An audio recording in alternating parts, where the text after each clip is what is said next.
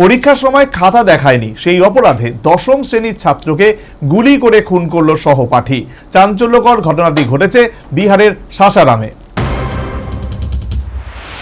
17 ফেব্রুয়ারি থেকে শুরু হয়েছে বিহারের মাধ্যমিক পরীক্ষা, চলবে 25 ফেব্রুয়ারি পর্যন্ত।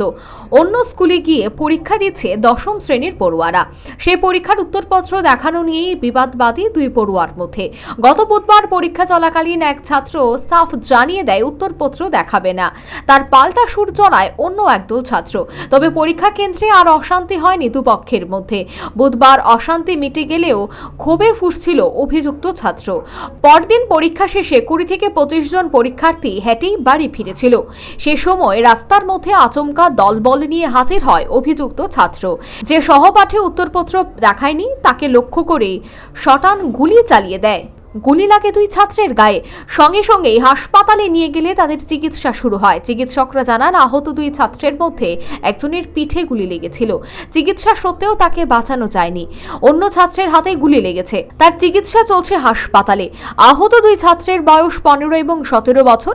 এই হত্যাকাণ্ডের জেরে এলাকায় উত্তেজনা ছড়ায়। পুলিশ সূত্রের খবর, গুলি চালানো ছাত্রকে গ্রেফতার করা হয়েছে। নাবালক ওই পড়ুয়াকে জিজ্ঞাসাবাদ করা হচ্ছে। Bureau report, news vanguard.